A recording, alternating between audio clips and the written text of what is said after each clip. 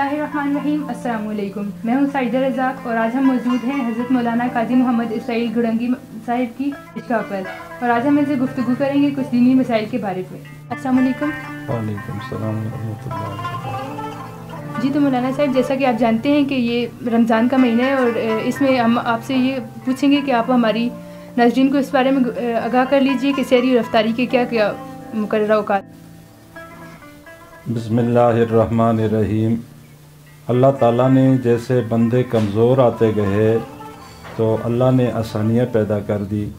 मैं अपनी अजीज़ा साजिदा साहिबा का शुक्रिया अदा करता हूँ, चौधरी मौलादाद साहब, मीर साहब का भी। ये साहब हज़रात तशरीफ़ लाए और दीन के बारे में कुछ मालूमात हासिल करना चाहे। आजकल आसानी ये है कि मसाजिद के अंदर स्पीकर हैं, उन पे वक्त मुकर्रर के मुताबिक ऐलान हो जाते हैं, सायरन बज जाते हैं, और कुछ जो हैं ये कार्ड वगैरह तकसीम कर दिए जाते हैं, औकात वगैरह, उससे भी आसानी हो जाती है। और मोबाइल वगैरह पे भी आजकल आसानी हो गई है। अब ये पुराना वक्त मुश्किल वाला नहीं रहा, चूँकि हम कमज़ोर हैं। उस दौर में लोग दीन के लिए मेहनत करते थे, मुशक्क़त ज़्यादा करते थे, तो उनके लिए मसाइल भी ज़्यादा थे। औकात चूँकि मसाजिद के अंदर ये होते हैं, वहाँ से देख लिए जाएँ, और उसके चूँकि कम वक़्त हर दिन वक़्त बढ़ता है और कम होता है। हम मसलन सुबह की तरफ से वक़्त कम हो रहा है और रात की तरफ से बढ़ रहा है, तो हम कहें कि इस वक़्त पे आप इफ्तारी करें, तो फिर ये मसला बन जाएगा कि लोग कहेंगे मौलाना साहब ने ऐसे कहा था। तो हर दिन वक़्त बदलता है, लिहाजा औकात जो है वो उनको देख करके रोज़ा इफ्तार किया जाए और सहरी को बंद कर दिया जाए। जी, तो मौलाना साहब, कौन कौन से ऐसे मर्ज़ हैं जिनमें बंदे के लिए ना रोज़ा कज़ा करने की इजाज़त है? जी, रोज़ा इफ्तार करने की उसके लिए बहुत से मसाइल हैं। कोई बंदा ऐसा बीमार है और मुसलमान डॉक्टर कहता है कि तुम अगर रोज़ा रखोगे तो तुम्हारे लिए या तो बीमारी बढ़ जाएगी या जो है जान का ख़तरा है, तो उस वक़्त बंदा इफ्तार कर ले। और इसी तरह जो माँ बच्चों को दूध पिलाती हैं, अल्लाह माशाअल्लाह, अब चूँकि ये भी मसला है कि बहुत कम माएँ जो अपने बच्चों को दूध पिलाती हैं, जो दूध पिलाती हैं तो ये ख़तरा हो कि दूध कम होने की वजह से बच्चे की जान को ख़तरा है, तो वो इफ्तार कर लें, फिर बाद में मुनासिब वक़्त में कज़ा कर लें। और अगर कज़ा कर नहीं सकते, जो बूढ़े हैं, मसलन रोज़ा उन्होंने इफ्तार कर लिया, वो बूढ़े हैं, अब रोज़े नहीं रख सकते, तो उनका फ़िदिया दिया जाता है। और फ़िदिया एक रोज़े का वही है जो सदका फ़ितर का है। जिस मौजूदा वक़्त के मुताबिक सदका फ़ितर का ऐलान होगा, तो उसी के मुताबिक सदका फ़ितर का जितना होगा, जितने रोज़े ज़ाया किए हैं, जो नहीं रख सकता, उम्मीद नहीं है, तो वो सदका फ़ितर के मुताबिक हर दिन का वो फ़िदिया दे दे। जी, तो अगर रोज़े में पेन किलर इंजेक्शन लग जाए तो उससे रोज़ा टूट जाता है या बरकरार रहता है? किसी किस्म के इंजेक्शन लगाने की वजह से रोज़ा नहीं टूटता। रोज़ा टूटने के लिए या तो बराह रास्त चीज़ मैदे में चली जाए या पेट में चली जाए, तो उसकी वजह से रोज़ा टूटता है। इंजेक्शन लगाने की वजह से रोज़ा नहीं टूटता। इसलिए बाज़ हज़रात जो टीके वगैरह लगाते हैं तो वो ख़ुद ही फतवा न दिया करें, जय्यद उलमाए किराम से रुजू कर लें, उसके मुताबिक जो है अमल किया जाए। तो रोज़े में खून देना कैसा अमल है? मतलब इससे भी रोज़ा टूटता है या नहीं टूटता है? नहीं, रोज़ा नहीं टूटता। अच्छा, तो रोज़ा अगर कज़ा हो जाए तो इसका क्या फ़िदिया है? ये रोज़ा अगर उस नहीं रख सकता, एक बंदा जो है रोज़ा उसने ज़ाया किया है, तो अब उसके लिए बेहतर ये है कि वो रोज़े रख सकता है तो वो रोज़े रखे। अगर वो रोज़े नहीं रख सकता, ऐसी बीमारी है कि रोज़ा उस बिल्कुल नहीं रख सकता, और शरई तौर पे शरीयत उसको कहती है कि अब जो है तुम फ़िदिया दे दो, तो वो फ़िदिया का मैंने पहले मसला बयान कर दिया कि सदका फ़ितर जिस साल का होगा उसी के मुताबिक एक रोज़े का वो फ़िदिया देना पड़ेगा। इसके लिए भी एक मसला है कि जो साहिब हैसियत लोग हैं वो कोई किशमिश के हिसाब से दें, खजूर के हिसाब से दें, जौ के हिसाब से दें। हमारे यहाँ लोग जो है ना वो बिल्कुल आखिरी दर्जे पे चले जाते हैं कि गन्नगी के हिसाब से जो है देना है, लेकिन अगर गन्नम के हिसाब पे भी देगा अमीर आदमी तो उसका भी फ़िदिया हो जाएगा। लेकिन बेहतर यह है कि वो अपनी हैसियत के मुताबिक जो है दे, ताकि उसकी वजह से अल्लाह की मखलूक को भी फ़ायदा हो।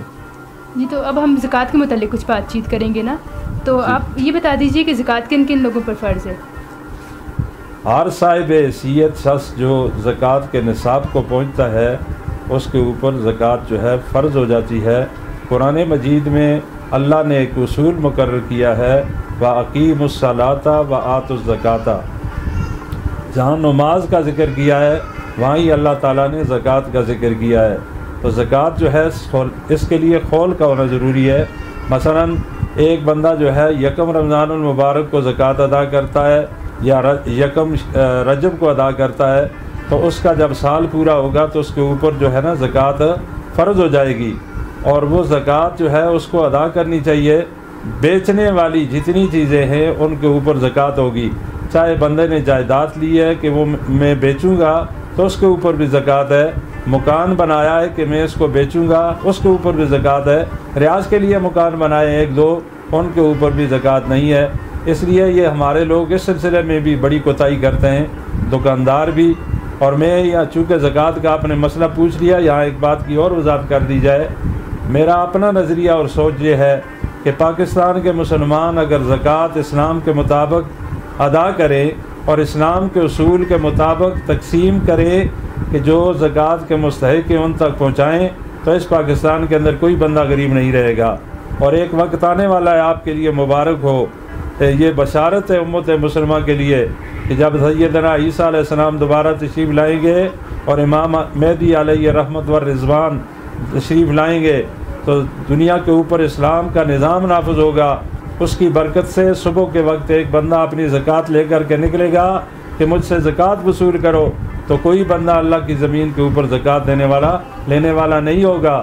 آج تو مسئلہ یہ ہے کہ زکوٰۃ دینے والے کم ہیں، لینے والے زیادہ ہیں، مستحق زیادہ ہیں۔ تو اس وجہ یہ ہے کہ زکوٰۃ ایک تو اسلام کے اصول کے مطابق جو ہے نکالی نہیں جاتی، اور پھر جب تقسیم کی جاتی ہے تو مستحقین تک پہنچائی نہیں جاتی۔ ہم نے ایسے بھی دیکھا ہے کہ وہ لوگ زکوٰۃ وصول کر لیتے ہیں جن کے اوپر شرعی طور پہ اوپر خود زکوٰۃ واجب ہے۔ اب یہ کتنی ظلم والی بات ہے۔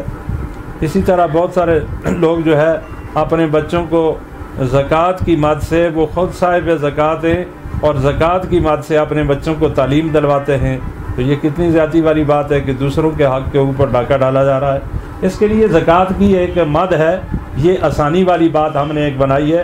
یہ امام نے ایک چارٹ بنایا تھا، اس پہ لکھا تھا اے غافل مسلمان، ایک نظر ادھر بھی، زکوٰۃ اسلام کا اہم ترین رکن ہے۔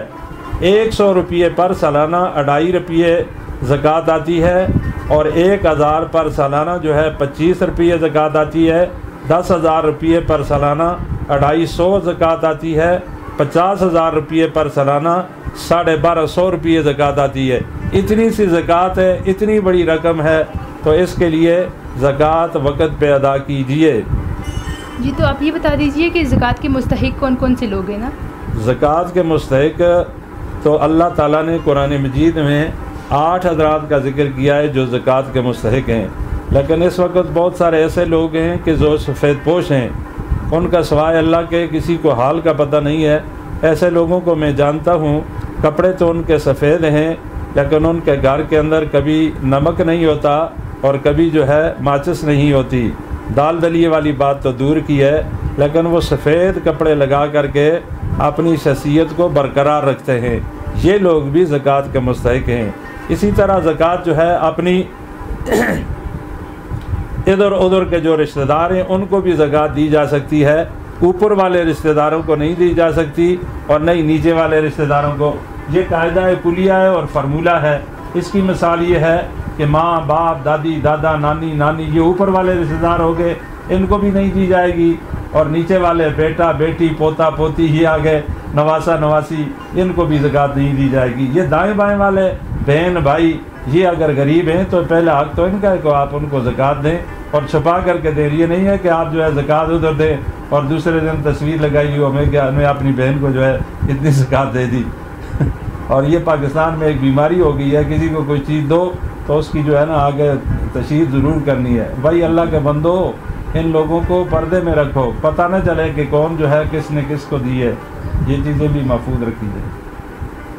تو آپ سے ہمارا ایک یہ سوال ہے نا کہ جو لوگ زکوٰۃ ادا کرتے ہیں ان کو کیا فائدہ ہے، اور جو نہیں ادا کرتے ان کو دنیا اور آخرت میں کیا نقصان ہے؟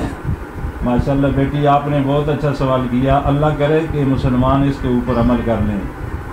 جو لوگ زکوٰۃ ادا نہیں کرتے، پہلی بات تو یہ ہے کہ ان کے مال کے اندر سے برکت ختم ہو جاتی ہے. برکت کس کو کہتے ہیں؟ یہ آپ کو ایک مثال کے ساتھ سمجھا دیا جائے کہ امریکہ کے اندر بندہ سود کے اوپر گفتگو کر رہا تھا، تو عمر نام کا ایک لڑکا وہاں پڑھتا تھا. اس نے کہا کہ جی یہ سود اور زکوٰۃ نہ دینے میں برکت نہیں ہے. تو وہ جو لیکچرار تھا اس نے کہا کہ برکت کیا چیز ہوتی ہے؟